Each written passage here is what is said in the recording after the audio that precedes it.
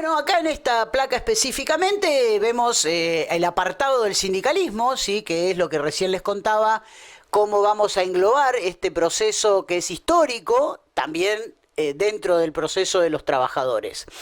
En realidad, nosotros en 1930, como recién decíamos, dábamos por finalizada la etapa histórica, diríamos, retomo el hilo en 1930 para esto, porque bueno, anteriormente ya hablamos, 1890, 1910, la creación de la FOR y la UGT, y lo que sucede con la creación de los primeros sindicatos. Pero voy específicamente a 1930, 1934. En este caso, en esta creación de la CGT en la Argentina, también se va a dar lo mismo que sucedió con la Organización Internacional del Trabajo. Va a ser que la falta de trabajo haga que los trabajadores se organicen, ¿no es cierto? O sea, en Argentina este proceso del anarquismo hizo que los obreros se organizaran por oficios, que es la vieja usanza que se tenía, que viene como costumbre medieval, de organizarse por oficios. ¿Sí? No se organizaban por necesidad los obreros únicamente, se organizaban por oficios. Después vamos a ver en las placas subsiguientes que hay un par de tips que ustedes tienen que trabajar con las guías. Esto de la cuestión del Uffizi que tenía el medioevo italiano, sobre todo, que es donde se va a dar esta organización, estamos hablando del siglo XIII al XV, va a tener el reflejo en los anarquistas, en donde ellos van a bregar por la organización de oficios, no de necesidades específicamente. Y en la Argentina lo que sucedió es que los primeros inmigrantes no se reunieron por necesidad del trabajo, se reunieron por nacionalidad. Entonces estaba la Unión de Benevolencia, la Sociedad Española, la Hebraica, ¿se entiende? No eran específicamente cuestiones laborales las que los unieron primero, era el reconfortarse en otra patria, conservar su memoria y conservar sus tradiciones. Eso lo llevó también a conservar su modalidad de organización y de trabajo. Consecuencia de eso, en la Argentina tenemos un modelo muy similar, en donde la organización de los trabajadores fue por oficios, no fue específicamente por necesidades laborales, fue por oficios, como reflejo de los viejos anarquistas. Eso hizo que cuando se consolida la caída del 30, se consolida la crisis y la desocupación es casi del 80% en Buenos Aires y en Nueva York. Londres o Moscú eran lo mismo en ese momento, aunque bueno, Moscú vamos a dejarlo aparte porque tenían un mundo separado, la Unión Soviética. Cuando se consolida esto, no quedó más a los trabajadores que organizarse para reclamar el trabajo, no los beneficios.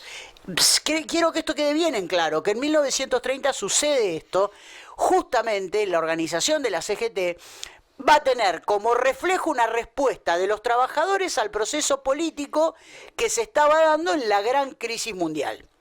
Y en 1934, cuando decimos que el Partido Comunista impulsa la organización sindical por rama de actividades, es porque lo va a hacer en reflejo, ¿sí?, como oposición a la CGT, que lo que pretendía era unificar el modelo, ¿sí?, de los trabajadores desocupados, y en realidad lo que decían los comunistas es, no, pero ustedes lo que quieren es una confederación general de desocupados, no de trabajadores, porque lo que están reclamando es esto.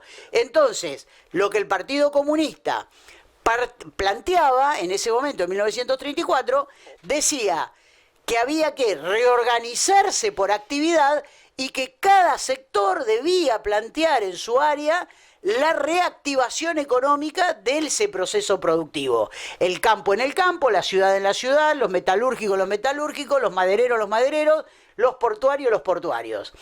Tengamos en cuenta que allá por los orígenes del sindicalismo, en la Argentina, así como dije que los tipógrafos fueron los primeros, en 1857, en el siglo XIX, también ellos, gracias a su organización, empezaron a poner la semillita en muchas organizaciones y apareció el sindicato de albañiles, el sindicato de portuarios, los mozos de cordel, que ya no, que nosotros casi no los conocemos, pero son los estibadores, los pescadores, todos empezaron a organizarse, pero por esos sectores, ¿sí? Y quiero aclarar en esto, acá hago un paréntesis también, que la primera organización sindical en la Argentina reconocida como protesta, ¿sí? A nivel internacional, podríamos decir, porque sentó una jurisprudencia que es internacional, es el paro de las meretrices del teatro argentino en 1853, que hacen un paro por el cobro de 2 veces al año, tener una función en donde el borderó sea completo, o sea, lo que se ganaba en las entradas fuera completo para las mujeres que trabajaban en cualquiera de las actividades que se producían en el teatro. Y cuando digo cualquiera de las actividades, estoy hablando de las trabajadoras sexuales, las bailarinas o las mujeres que trabajaban en la gastronomía dentro del teatro argentino, y ellas piden que en diciembre y julio se hagan cada una obra de teatro gratis y que sea para ellas toda la ganancia. Y ese es el antecedente de la organización sindical del reclamo de lo que nosotros hoy disfrutamos como sueldo anual complementario.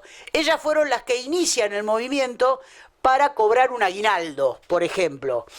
Todo eso, cuando llegamos a 1934, durante el periodo radical, durante el gobierno de Irigoyen y de Alvear, ya se había hecho ley, ya eran todas leyes, pero que con un Senado opositor, ganado por la derecha argentina, que estaba representada por el roquismo, nunca salieron del Senado y quedaban únicamente como proyectos, ¿sí? Como proyectos de una legislación absolutamente popular que hubiera ayudado a que los trabajadores llegaran mucho más rápido y más tranquilos a este proceso de 1930.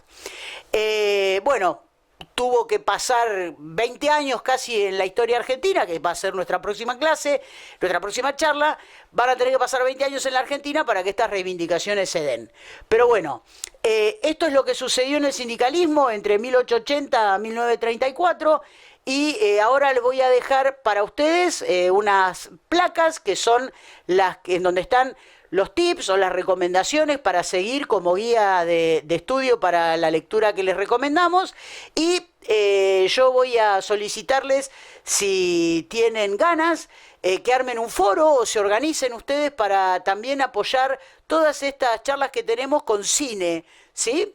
Les vamos a dar después un link de 3 películas que creemos recomendables para que esta apoyatura sea completa y que cada uno de ustedes pueda tener una visión diferente, que también desde el arte, ¿sí?, se manifestó muchas veces problemáticas de los trabajadores que las organizaciones ni siquiera habían visto reflejadas. Muchas gracias, me despido, hasta la próxima charla, y les voy a dejar ahora las placas para que ustedes trabajen tranquilos con el material escrito y con el material oral. Buenos días.